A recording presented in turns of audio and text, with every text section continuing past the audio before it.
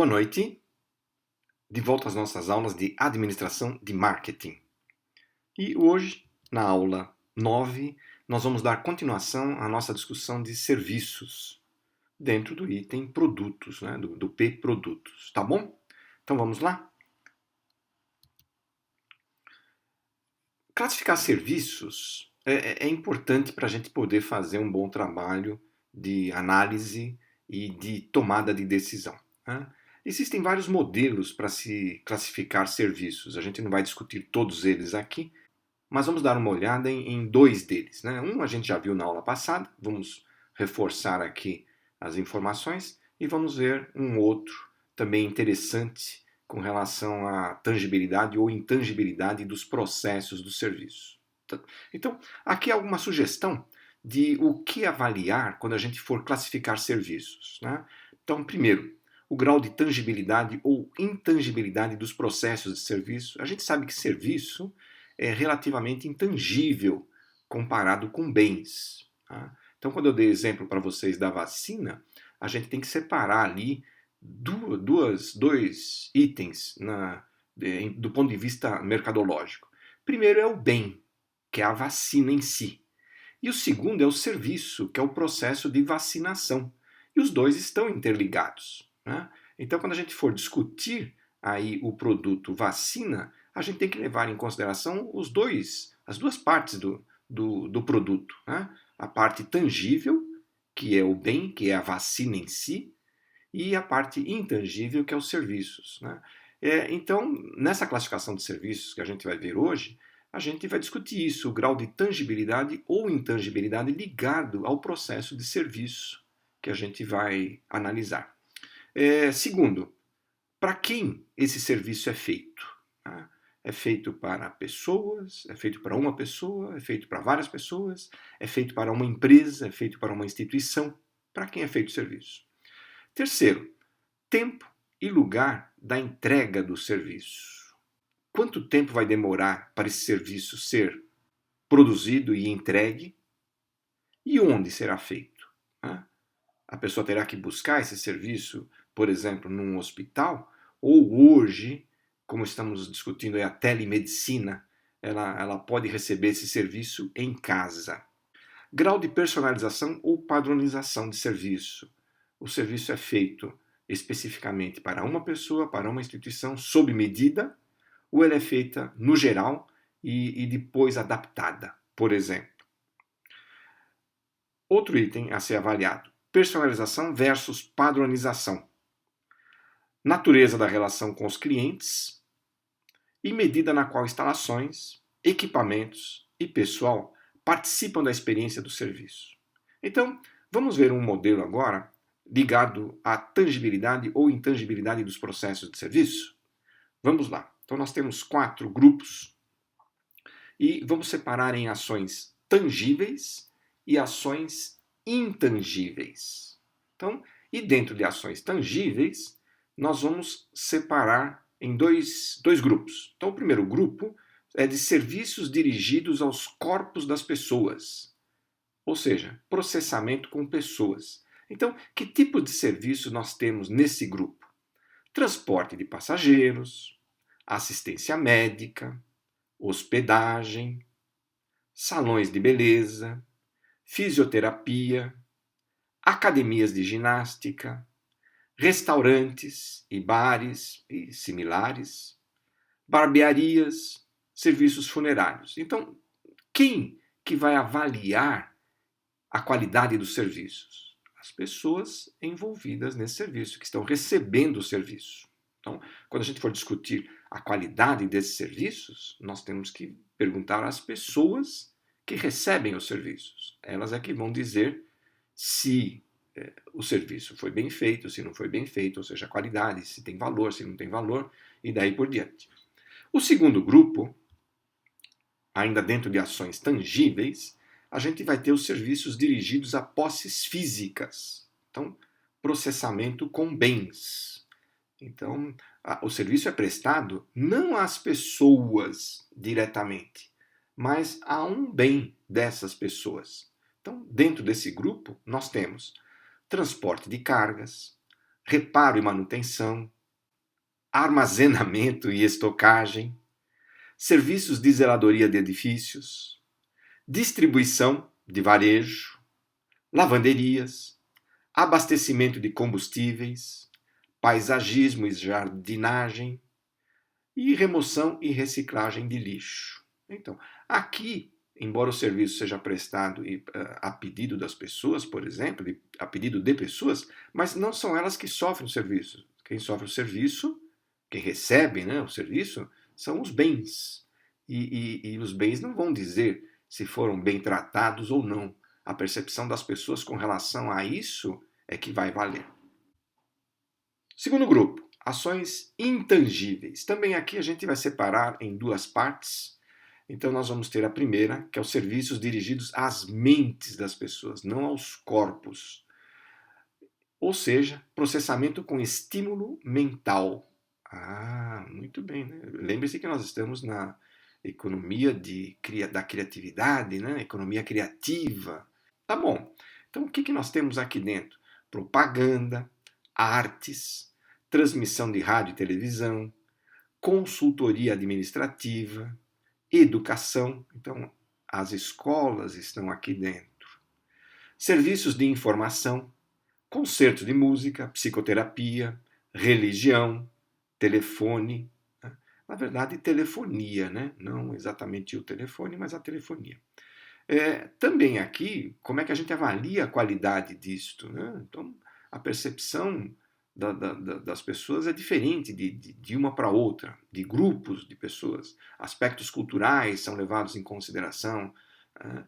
Então, um pouco mais difícil de nós trabalharmos aqui com a percepção.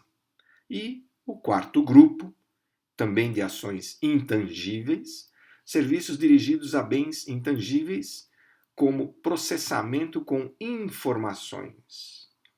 E, lógico, aqui nós temos uma grande série de serviços aí, que é o que a gente comumente chama de prestação de serviços. Então, trabalhos de contabilidade, finanças, processamento de dados, seguros, serviços jurídicos, programação, pesquisa, investimentos, consultoria de software. Então, normalmente esses serviços aqui são dirigidos a outras instituições, são prestados por instituições para outras instituições. Né? É difícil de avaliar aí a qualidade desses serviços a priori, por exemplo. A gente depende muito de indicação, lógico. Bom, voltando aqui à nossa classificação, então o que nós vimos aqui? Nós vimos o grau de tangibilidade, né? Ali também vocês têm o destinatário direto do processo de serviço, se é o bem, se são as pessoas, se é a mente das pessoas. Né? E a gente pode ter ali também uma questão de tempo e lugar na entrega do serviço, não é? Tá bom. Vamos pegar outros itens agora aqui e voltar ao nosso modelo, o modelo que foi discutido, que foi apresentado para vocês na aula passada. Então aqui vamos ver grau de personalização e natureza de relação com os clientes, por exemplo. Então, lembram-se desse modelo? O que nós temos aqui? É um outro modelo. Então, na hora de avaliar serviços, vocês precisam buscar vários modelos para entender o processo e onde o processo está sendo avaliado, está sendo entendido como qualidade pelos clientes. Aqui nós temos uma classificação diferente da anterior. Então, o que nós temos aqui? Grau de interação e personalização. Com relação à massificação ou não dos serviços prestados. Ou ele é mais massificado, e aí nós vamos ter interação baixa, ou ele é personalizado, e aí nós vamos ter interação alta. Interação é a relação, né, do prestador de serviços com quem está contratando o serviço. E aqui na vertical, nós temos o grau de intensidade de mão de obra. Então, quando nós temos a mão de obra baixa, intensidade baixa, significa que nós temos pouca mão de obra envolvida no processo do serviço. E intensidade alta, nós temos muita mão de obra envolvida. Tá? E aí nós temos 4 grupos, então, o que nós vamos chamar de indústria de serviços, ou seja, a prestação de serviços como um todo, no geral, e que tem grau de interação baixa e grau de intensidade de mão de obra baixa. Na outra ponta, as lojas de serviço, então uma personalização desse serviço.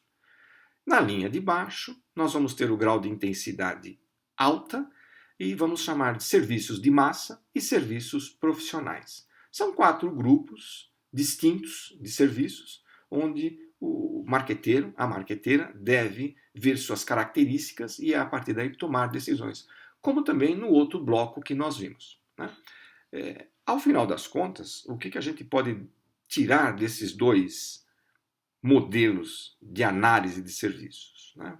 Que a gente pode ter, por exemplo, 3 tipos de contato para a prestação de serviços, né? Então, um contato alto, que envolve interação significativa entre os clientes, os prestadores de serviços e, eventualmente, equipamentos e instalações envolvidas no processo.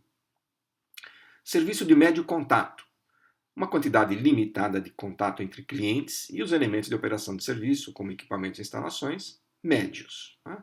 E na outra ponta, os serviços de baixo contato, contato mínimo ou nenhum contato direto entre clientes e a operação de serviço. Então, também aí para a gente discutir a questão de custos e a questão de percepção da qualidade. E por último, a gente pode também, dentro, né, dos serviços aí, separar em 3 itens para avaliação.